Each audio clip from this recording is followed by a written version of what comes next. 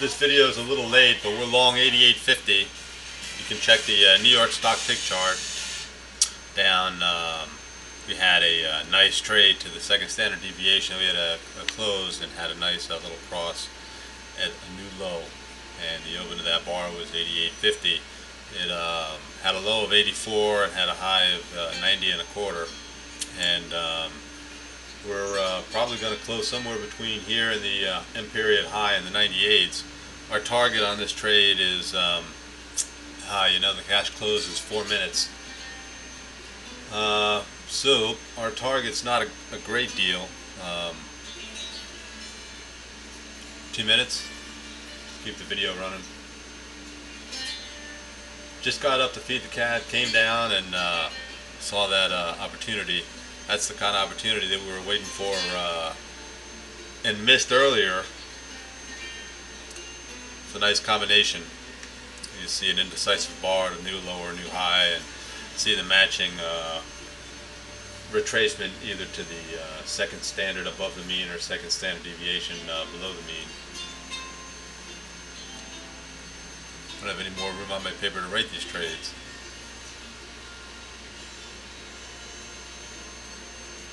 We have 3 minutes to the cash close.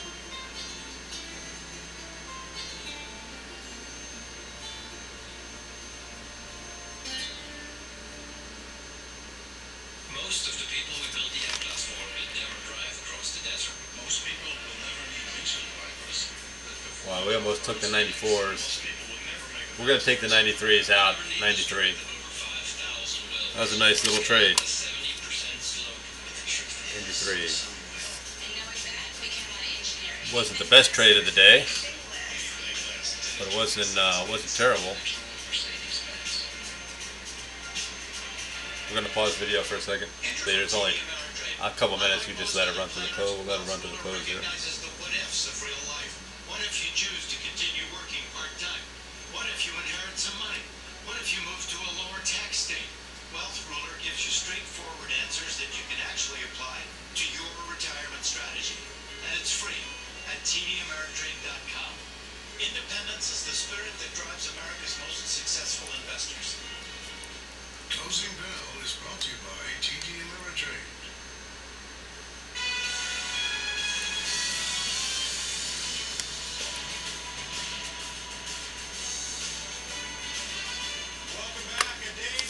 Well, I have a lot of work to do this weekend updating it. That definitely took us past our loss for the last couple days. That was a nice, quick 4-point ×2 trade. I'm surprised that the L period didn't continue its rally up toward the B period high in the 1308. I'm glad I got out though on that other trade at 1300. That was a nice 10-point trade. And I just wouldn't want to be long or short on a Friday. I'd like to always like to be neutral at the end of the day. But I think there was some short covering in the L period, and they sold into the rally in the M period here. I mean, it's pushing down again.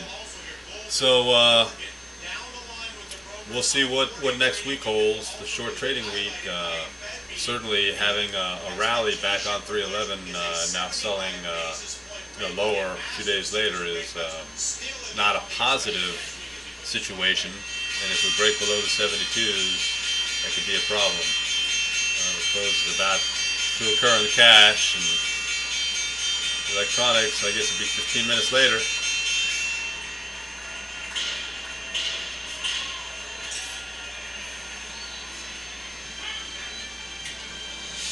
And the bell has sounded, bringing to a close an extraordinary day on Wall Street. Hi everybody, welcome to the closing bell. I'm Maria Bartiromo. Today in London, the rescue of Bear Stearns dominating the entire trading day on Wall Street, leading the market lower right from the get-go. Tonight, the Dow Jones Industrial Average finishes the week and the day with a decline on the session of 191 points. Another ugly day for stocks. S&P 500 today giving up 27 points, more than 2%, and the Nasdaq Composite losing 2.25%, a decline of 51 points. Bear Stearns today leading the tumble on Wall Street. Well, that's a big sell-off from 93 a second ago, 3 minutes ago. JP Morgan agreed to provide an emergency financing to the Wall Street firm. Take a look at the stock trading. It was fast and furious. It finishes today at $29.75. That is a whopping loss of $3.5 billion in market value today alone. The number is even more dramatic when you're looking at Little does old Maria know the electronics still trading. There it is, down 8.9 billion, roughly 68%.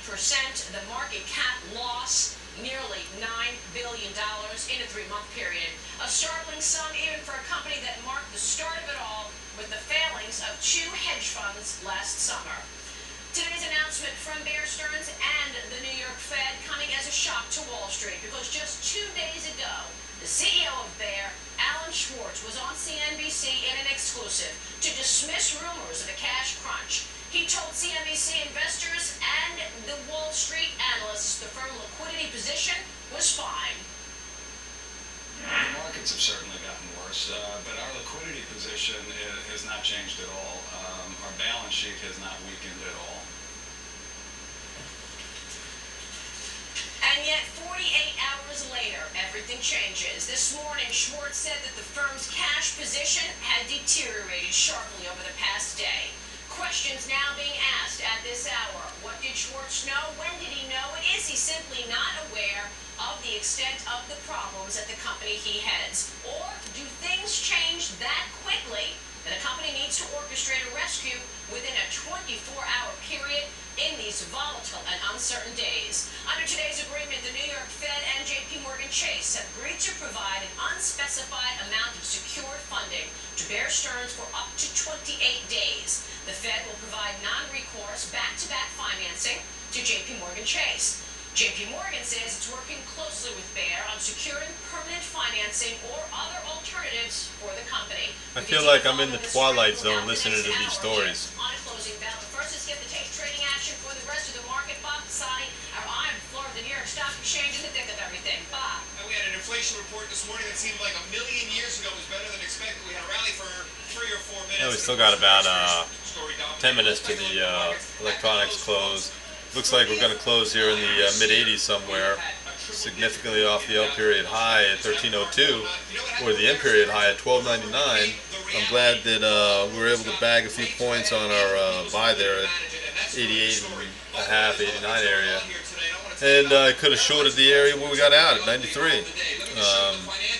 Well, it was a signal where the actual entry would have been 90 and a quarter. 90 and a quarter, so you could have got filled anywhere between 90 and a quarter and had a quick 3 or 4 point move.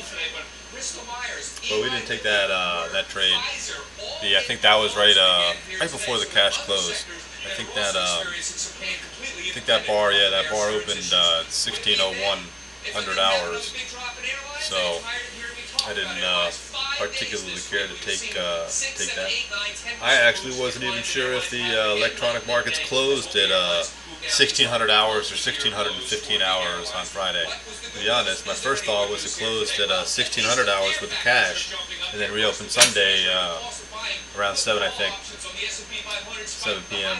And obviously it stays open for 15 minutes on Friday. So that's another reason why we got out of the other trade and thinking that the cash was going to close is a good thing. We definitely saw the second standard deviation hit, though, right before the sell-off from 1293 down to this 1287 area. And now we're trading at the second standard deviation below the mean. And moving average certainly been sloping down ever since the high at 1302, back around 1520 hours, 1530 hours. So we have the best day we've ever had today. Plus,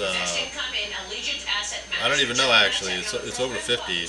Could be 60, 35, 36, 39. 41, 42, 52, 60.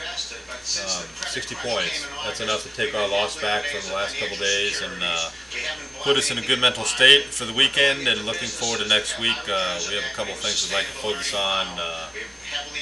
Specific goals each day that are going to be graded as to its evaluation of the application of that particular goal. And one of them is going to be our entries Andrew, let me ask you based about on the fallout of Bear Stearns. How is the our news here NYSE affecting tick the credit chart markets? and Initially, it a was more pretty holistic bad for review the of markets, market and profile. we saw another flight That's to quality a in strength of my treasuries. mind, but I'm not Given executing the on some news of and those given the thoughts response by the as equity consistently as markets, I should I be. actually think the credit So markets that's going to be our held focus at the beginning of the fairly week, and well. it's been a good Mortgage-backed day. securities almost kept pace